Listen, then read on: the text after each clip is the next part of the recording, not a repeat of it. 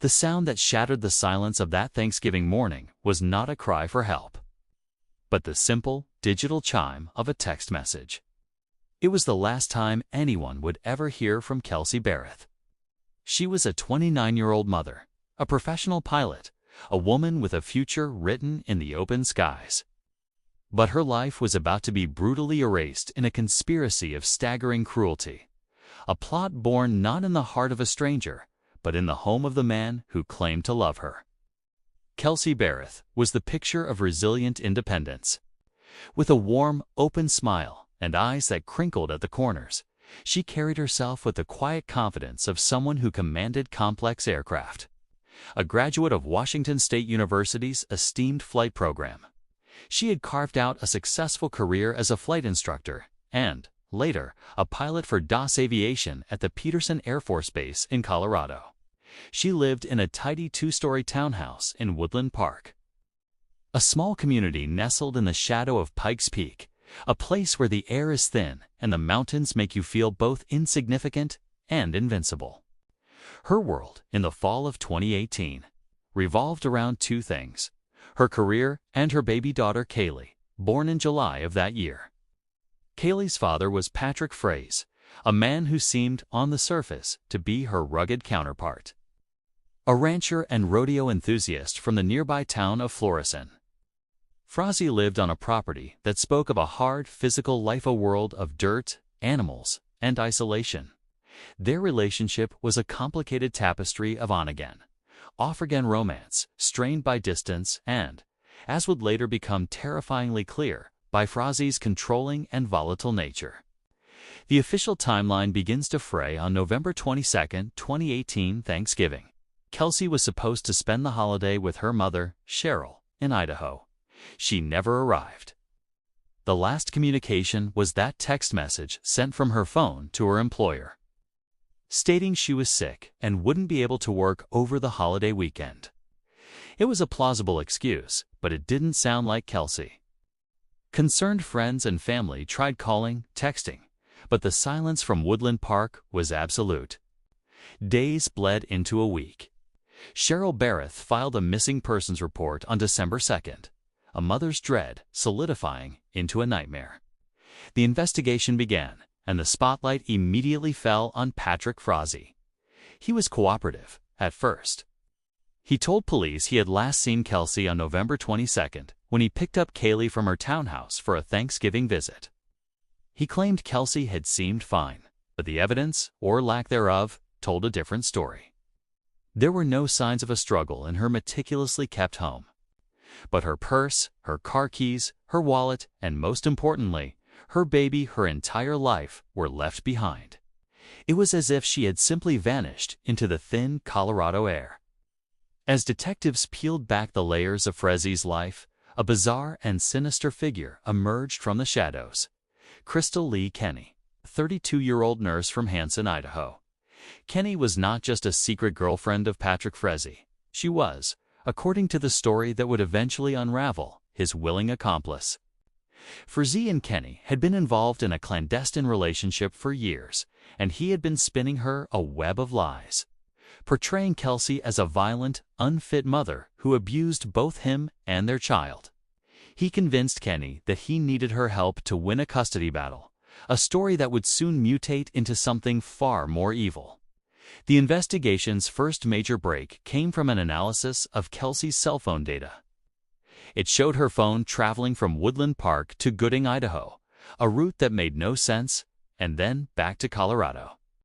This digital ghost journey was the first thread, and when investigators pulled it, the entire tapestry of lies began to unravel.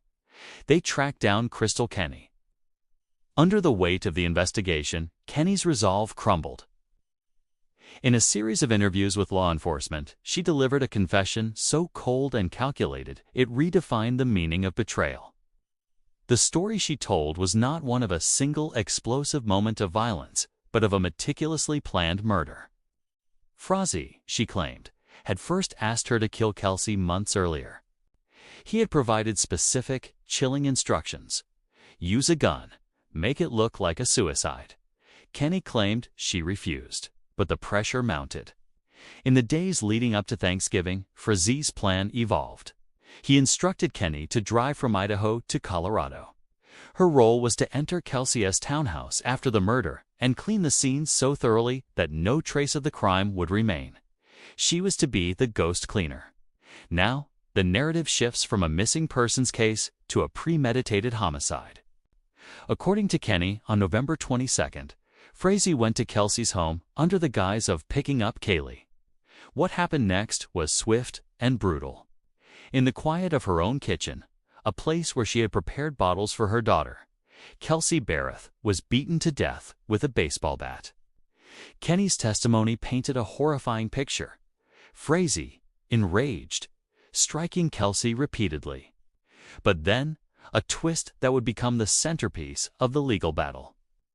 During the attack, Kenny claimed Frazee told her the bat slipped from his grasp.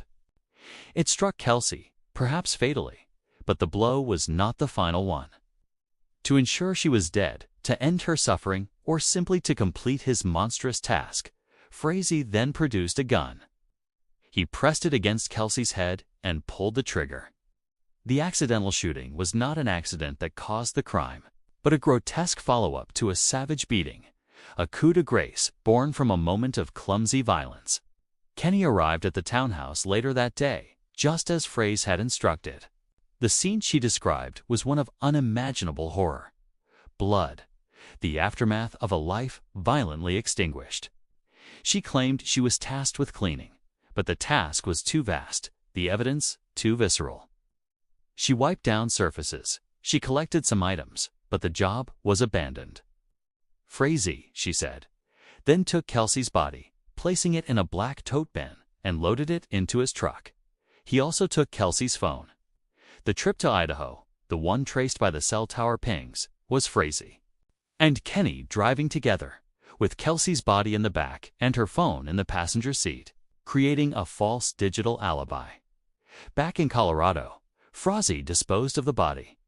He took the black tote to his ranch, and in a final desecrating act, he burned Kelsey Berreth's remains. He fed the evidence of his crime to the fire, scattering the ashes across his property, ensuring that the mother of his child would never have a grave. The case against Patrick Frazee was built on a foundation of circumstantial evidence and the testimony of a confessed accomplice. There was no body. No murder weapon was ever found. The cleanup at the townhouse had been sufficient to remove any large-scale biological evidence. The prosecution's entire case hinged on Crystal Kenny. She had struck a plea deal, agreeing to testify against Frazee in exchange for a reduced sentence of 3 years for tampering with evidence. It was a gamble. Could a jury believe a woman who admitted to being an accessory to murder after the fact, who had helped cover up the killing of an innocent woman, all for a man she claimed to love? The trial began in October 2019, a media spectacle that captivated the nation. Frazee's defense team went on the attack, portraying Kenny as a jealous liar, the true mastermind who had killed Kelsey in a fit of rage over the love triangle and was now pinning it all on Frazee to save herself. They seized on the inconsistencies in her multiple statements to police. But the prosecution methodically built their case. They presented text messages between Frazee and Kenny that spoke in coded, sinister language about the package and the mission. They presented evidence of Frazee purchasing a black tote bin identical to the one described by Kenny. They brought forth witnesses who testified to Frazee's controlling behavior and his desire to have full custody of Kaylee. And then there was Crystal Kenny on the stand, her voice steady as she recounted the gruesome details, forcing the jury to visualize the baseball bat, the slipped grip, the final gunshot, the cleaning of the blood, the long drive with a corpse, and the relentless fire. The climax of the trial was not a single piece of physical evidence, but the chilling totality of the story. It was the picture of a man so consumed by his need for control that he orchestrated the annihilation of the mother of his child, recruiting another woman to help him sanitize the scene. The accidental nature of the initial blow did nothing to mitigate the premeditation. It only made the subsequent execution-style shooting seem more cold and calculated. After less than a day of deliberation, the jury returned with their verdict. Patrick Frazee was found guilty of first-degree murder, solicitation of murder, and tampering with a deceased human body.